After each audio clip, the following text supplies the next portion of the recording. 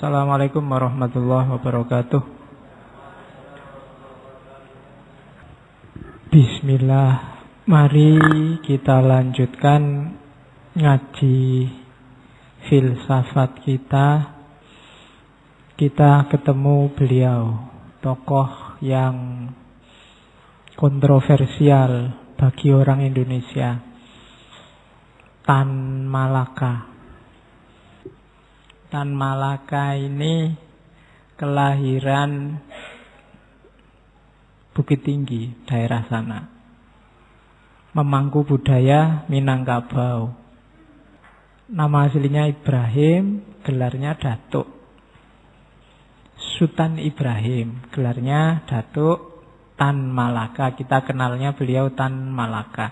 Nanti dalam perjuangan dia beberapa kali pakai nama alias, nama samaran, karena hidupnya memang seperti buku yang dia tulis, dari penjara ke penjara.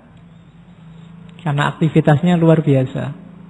Pernah di penjara Belanda, pernah di penjara Jepang, pernah jadi buronan internasional. Kembali ke Indonesia juga pernah dipenjara oleh negaranya sendiri. Bahkan nanti tewasnya juga oleh saudara-saudaranya sendiri yang dia perjuangkan. Bahkan makamnya aja jadi bahan diskusi nasional. Di mana Tan Malaka dikubur itu kan jadi materi diskusi nasional. Makamnya saja. Jadi betapa dahsyatnya kehidupan beliau. Tan Malaka itu, kalau katanya Habib Uzil, salah satu dari 7 begawan revolusinya Indonesia. Jadi bagi yang suka teori revolusi, apalagi revolusi Indonesia, harus paham 7 orang ini. Soekarno-Hatta, Amir Syarifuddin, sama Syahrir, kemudian Tan Malaka, Sudirman, 6. Satu lagi Nasution. Ya, jadi 7 orang. Belajarlah tentang revolusi dari 7 orang ini dengan gayanya masing-masing. Syukur-syukur nanti kita bisa ketemu 7-7-nya di ngaji filsafat entah kapan. Ya, kalau katanya Adam Malik, Tan Malaka ini pasangannya memang Sudirman. Revolusionernya agak mirip. Dibandingkan Soekarno-Hatta lebih revolusioner Tan Malaka Sudirman. Orang-orang yang tidak mau kompromi sama penjajah. Kalau Soekarno-Hatta kan masih mau diplomasi, rundingan. Kalau Tan Malaka tidak mau. Sampai meninggal sekitar umur 50 sekian, belum sempat menikah. Tapi gagasan-gagasannya sangat berpengaruh dalam perjuangan revolusi Indonesia. Muhammad Yamin, Soekarno itu orang-orang di antara yang mengidolakan Tan Malaka. Maka kita harus kenal. Bahkan tahun 63 itu oleh Soekarno, beliau diangkat jadi pahlawan nasional. Dan belum dicabut sampai hari ini. Jadi masih pahlawan. Meskipun tadi ada stigma. Zaman Orde Baru, tokoh-tokoh yang distigmakan ada di kubu kiri, itu biasanya secara sengaja dibikin tidak terlalu populer. Jadi beliau tidak muncul di buku-buku pelajaran, tidak muncul, paling disebut namanya sekilas-sekilas. Tapi gagasan-gagasannya, apalagi tulisan-tulisannya, susah ditemukan. Ya alhamdulillah kita sudah melewati masa itu, sehingga bisa lebih cerdas lagi sekarang, bisa membaca-baca. Dan tulisan-tulisannya banyak, sudah mulai didiskusikan di mana-mana. Boleh tidak setuju sama Tan Malaka asal benar-benar sudah ngerti pikirannya apa, yang dibawa apa. Bukan hanya karena stigma. Katanya dia kiri ya, katanya dia. Nah itu, kalau masih katanya-katanya, jangan ikut-ikutan dulu. Nah itu, makanya menurut saya ngaji filsafat ini antara lain dalam rangka itu. Kita nambah referensi dulu sebelum suka atau tidak suka tentang apapun. Ada yang bilang bahwa di Indonesia ini ada 3 tokoh yang membumi sekaligus melangit. Yang pertama Soekarno, yang kedua Tan Malaka, yang ketiga Gus Dur, Abdurrahman Wahid. Itu tokoh-tokoh yang melangit sekaligus membumi. Idealismenya luar biasa, tapi juga dekat sama rakyat, tidak elitis. Oke, kita lihat seperti apa. Saya awali dari quotes-nya Tan Malaka. Menurut saya itu luar biasa, bisa kamu pakai. Hidup ini rumusnya itu. Terbentur, akhirnya terbentuk. Jangan takut dengan tantangan. Jangan takut dengan masalah. Biar aja kebentur, biar aja ada masalah. Lama-lama kamu tangguh, lama-lama kamu terbentuk. Kayak orang bikin martabak itu loh, dibanting-banting dulu. Lama-lama bisa jadi martabak dan enak. Kalau nggak mau dibanting ya nggak jadi martabak, cuma kamu beku aja. Jangan takut masalah, jangan takut problem. Jadi dalam hidup kita memang rumusnya itu. Manusia itu harus digiling dulu. Harus dibanting-banting dulu. Harus ketemu banyak masalah dulu. Jadi harus terbentur, pada akhirnya terbentuk.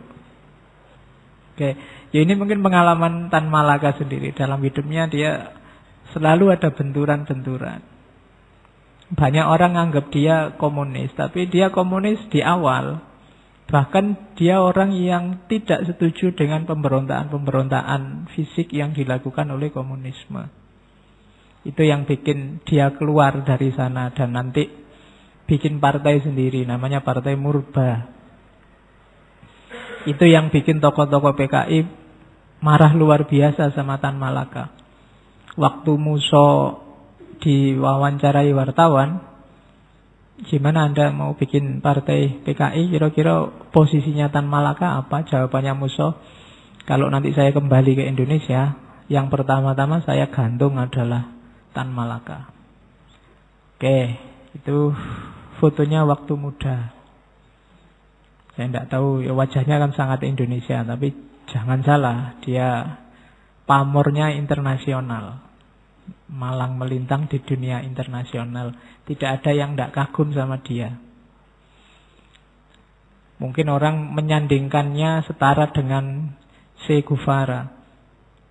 Jadi Tan Malaka ini mirip Che Guevara, tapi membacanya kebalik. Che Guevara itu mirip Tan Malaka. Dari tahunnya dan sepak terjangnya jauh. Termasuk melanglang buananya lebih luas dan lebih lama Tan Malaka. Oke, bismillah.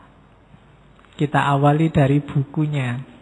Karena wong ngaji filsafat diawali dari epistemologinya.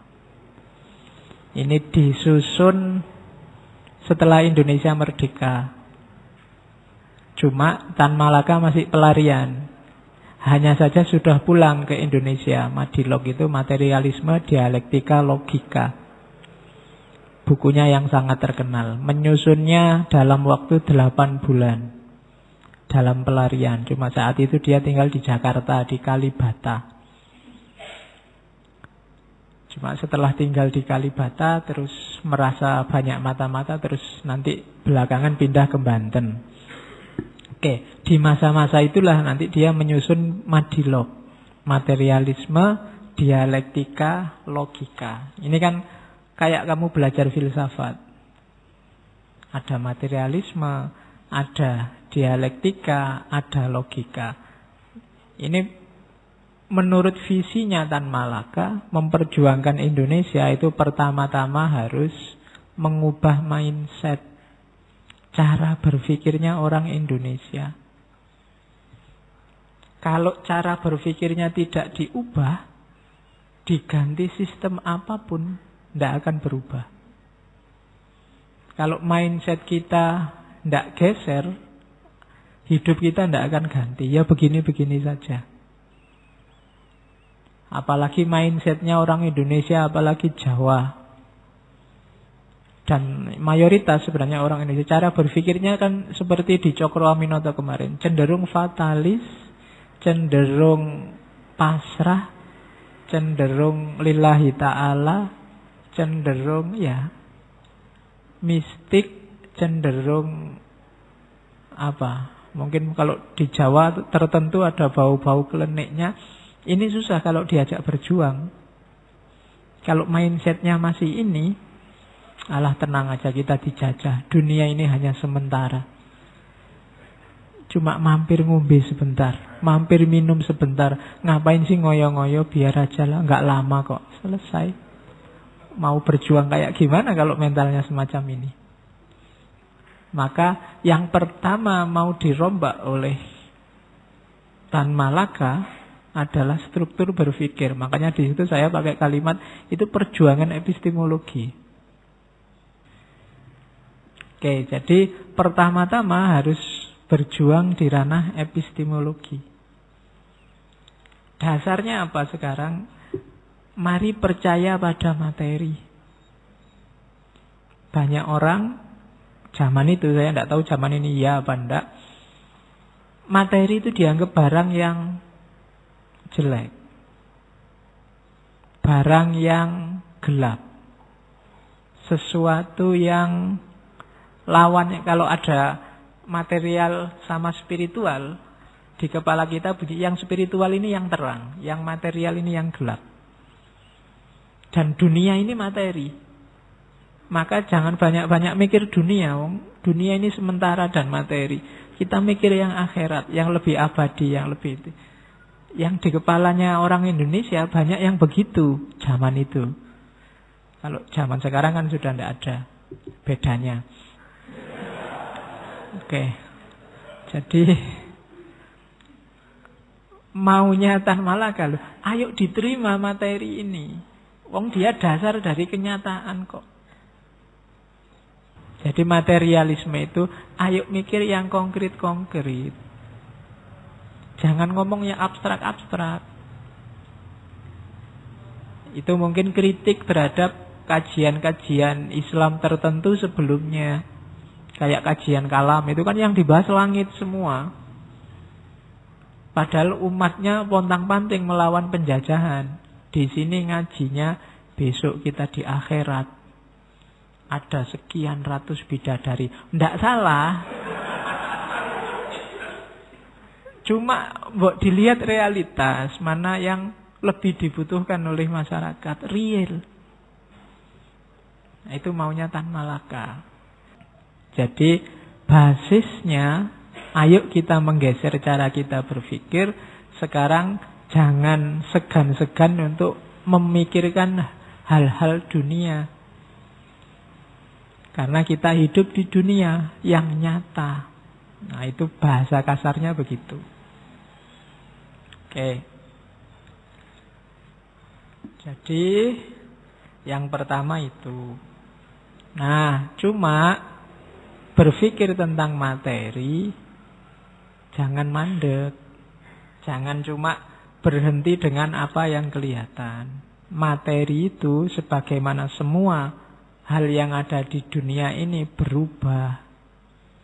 Dia bukan sesuatu yang stagnan.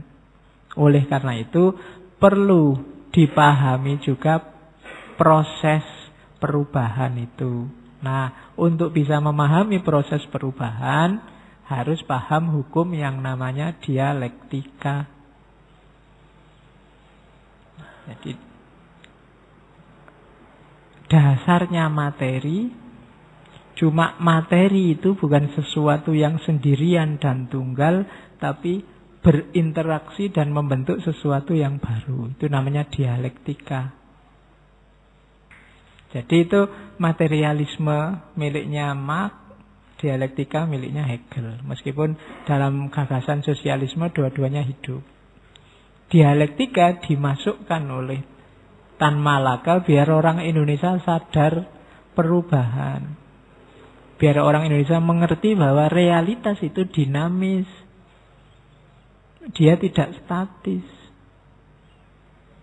Apapun yang datang saling berpengaruh. Kalau bahasanya di Tan Malaka, perbincangan antar materi saling mempengaruhi. Kadang sifatnya bertentangan, kadang sifatnya saling mendukung, kadang hari ini sama, besok waktunya berubah jadi berubah, macam-macam. Itulah dialektika. Kita hari ini mungkin beda loh sama kita besok pagi. Kenapa? Ada dialektika dengan lingkungan sekeliling kita. Realitas yang dihadapi berubah, kita juga mungkin berubah. Nah, itu namanya dialektika. Oke. Ya kalau di Tan Malaka misalnya mencontohkan sejarahnya Rusia. Ini sebenarnya sejarah hampir seluruh dunia. Dunia itu kan awal-awal itu model sosial itu kan modelnya kecenderungannya monarki, kerajaan-kerajaan, imperium-imperium ada di mana-mana. Setelah era kerajaan-kerajaan, lahir era feodalisme.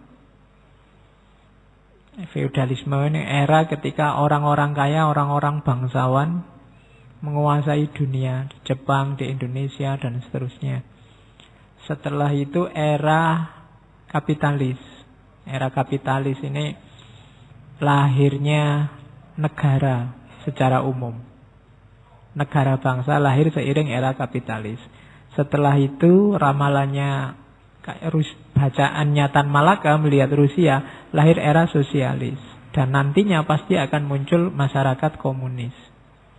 Nah, perubahan-perubahan sosial ini kan hasil dari yang namanya dialektika. Perbincangan antar materi, peristiwa dengan peristiwa itu dialektika, memicu perubahan. Proses memahami materi, proses dialektika dalam hidup ini, ayo dipahami secara logis. Nah, maunya Tan Malaka, orang-orang Indonesia ini kalau ingin merdeka, sukses, ayo berpikir menggunakan logika. Yang masuk akal sajalah. Nah itu. Jadi jangan terlalu terpaku pada hal-hal yang tidak masuk akal. Meskipun yang tidak masuk akal mungkin sekali-sekali akan terjadi. Kalau di Tan Malaka hukum Tuhan, hukum Allah, sunnatullah. Saya sering bilang hidup ini yang kita pedomani sunnatullah ini. Bahwa sewaktu-waktu Tuhan, sewaktu-waktu Allah intervensi, itu kalau di Islam namanya kudratullah. Itu ya, tapi jangan dipedomani. Biar aja ya kita berdoa semoga Allah intervensi yang bagus-bagus dalam hidup kita. Jangan dipedomani di awal. Ala Pak saya tidak belajar, kalau takdirnya lulus ya lulus. Kalau tidak ya tidak. Lah itu tidak bisa. Logika sunnatullahnya kalau ingin lulus belajar. Bahwa kamu belajar kok tidak lulus-lulus, itu takdirnya Allah berarti sudah. Intervensinya Allah kan begitu. Jadi jangan pedomani yang kudratullah ini. Kamu loncat dari amplas paling atas itu yakinilah pasti tewas. Nggak usah dicoba. Yakin tewas itu sunatullahnya memang begitu. Bahwa kamu mungkin ada momen apa terpaksa loncat dari sana, mungkin dikejar-kejar orang apa-apa, dan tidak tewas, itu kudratullah. Mungkin Allah intervensi, tiba-tiba ada truk yang bawa spring bed banyak, terus kamu jos gitu. Jadinya nggak tewas. Itu Allah intervensi. Gitu loh. Jadi jangan mengandalkan pasrah. Pedomannya sunatullah. Sunatullah itu dasarnya logika. Isinya materi, prosesnya namanya dialektika. Itu yang diinginkan oleh Tan Malaka. Ya, kalau ingin merdeka jangan diem saja. Jangan pasrah saja. Bangkitlah. Berpikir yang rasional. Pahami realitas sekelilingmu. Pahami proses-proses yang terjadi di dalamnya. Itulah materialisme, dialektika, logika. Oke, terus. Nah, visinya Tan Malaka itu visi kerakyatan.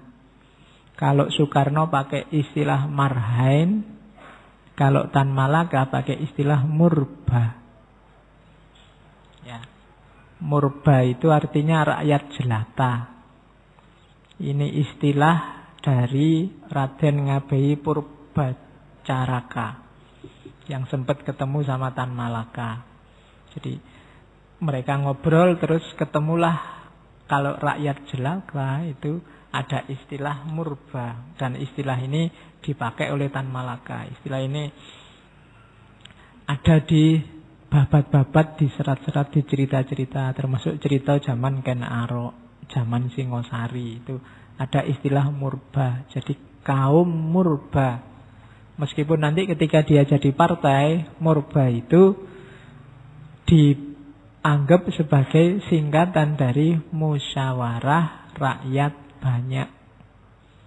Partai murba. Cuma nanti Tan Malaka ini tidak lama, paling sekitar 3 bulan setelah partai ini berdiri, Tan Malakanya sudah tewas. Nanti dihidupkan oleh teman-temannya, termasuk Iwa Kusuma Sumantri, Khairul Saleh, termasuk mantan wakil presiden Adam Malik. Itu berasal dari partai murba. Dan ya tidak terlalu sukses sebagai partai. Terakhir dulu tahun 2009 waktu dibuka lagi multipartai, juga dicoba didirikan lagi tapi tidak nyampe karena electoral threshold-nya sudah banyak turun. Tapi sebagai ideologi dia menjadi bibit nanti dari sosialisme, nasionalisme Indonesia.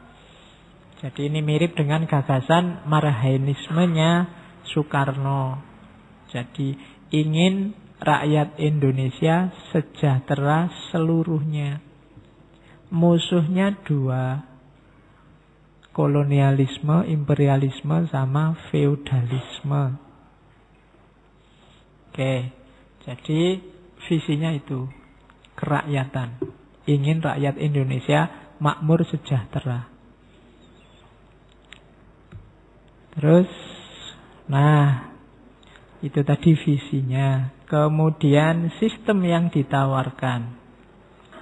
Tan Malaka mengkritik model pemerintahan yang mengandalkan trias politika.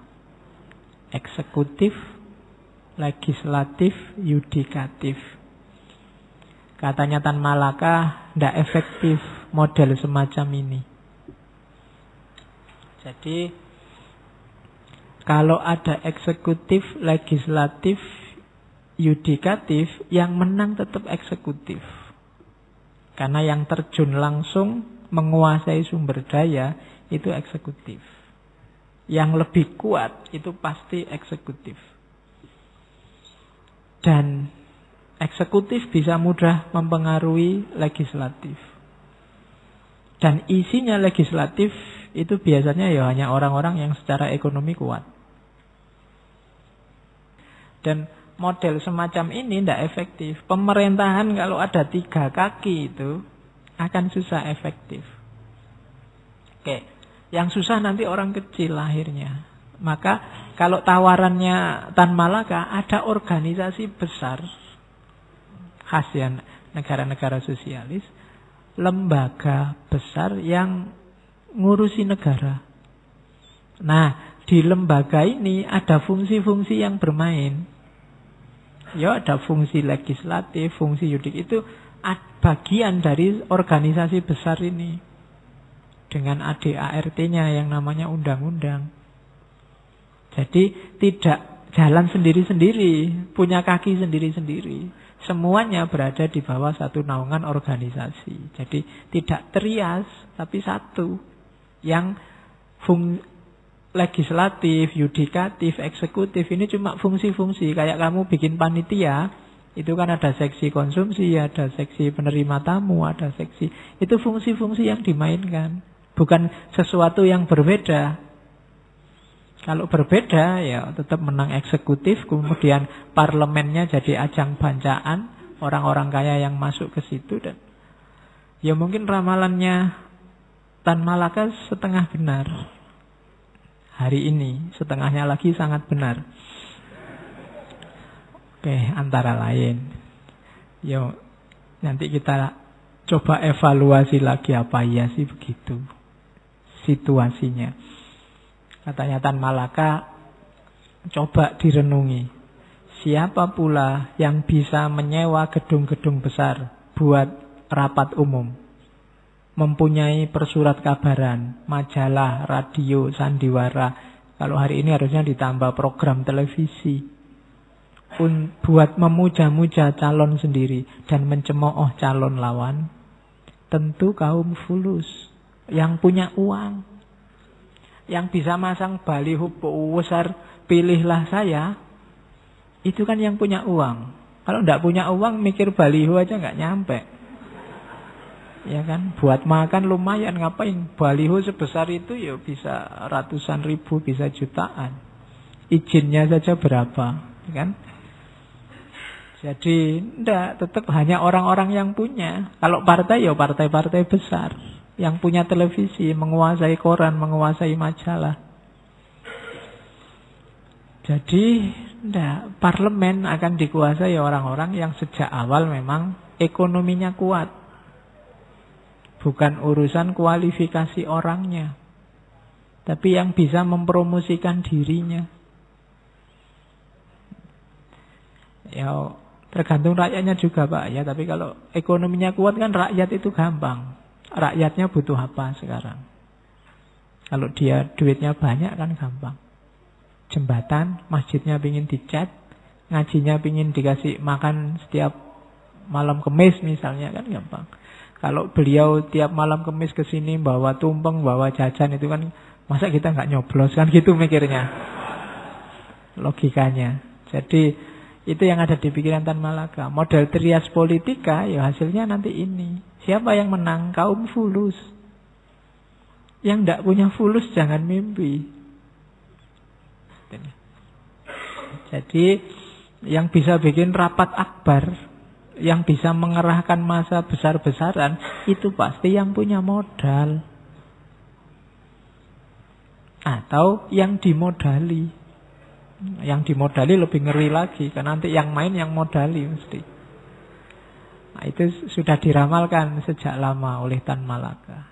Tan Malaka ngomong kayak gini berarti situasi zaman itu ya mirip-mirip saja seperti hari ini. Jadi ada yang perlu dikritisi. Oke, terus ini yang khas dari Tan Malaka. Komunisme tapi sekaligus Islam.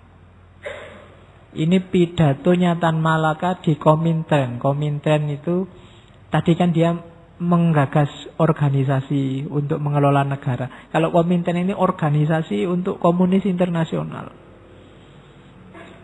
Jadi setelah Rusia sukses dengan revolusinya, kan nanti banyak orang tertarik dengan ideologi komunisme ini. Di banyak negara-negara kecil yang dijajah, ideologi ini laku, termasuk di Indonesia. Nah, akhirnya lahir organisasi internasionalnya namanya Komintern.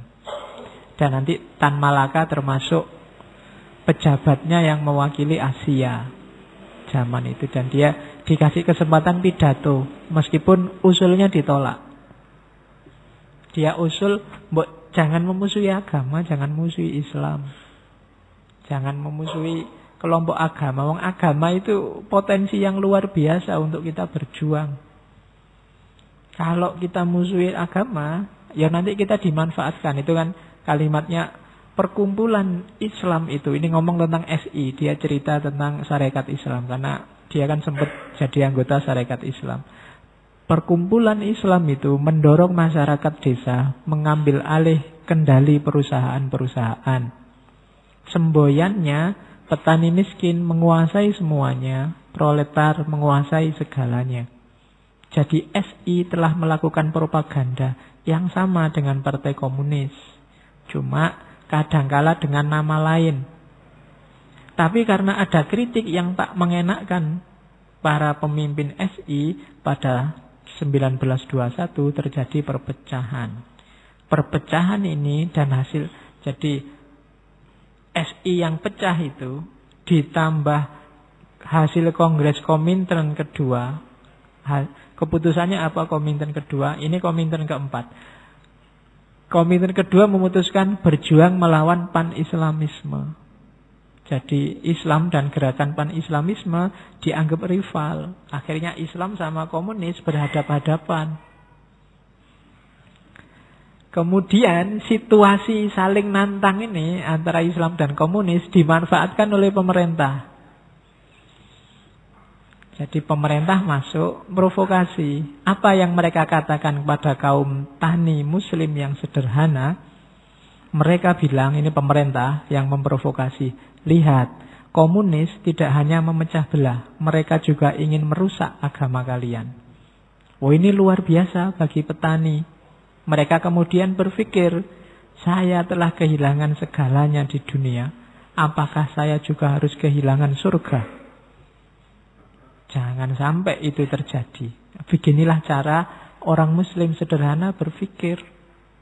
Propaganda seperti ini dilakukan oleh agen-agen pemerintah dengan sukses. Maka pecahlah kami.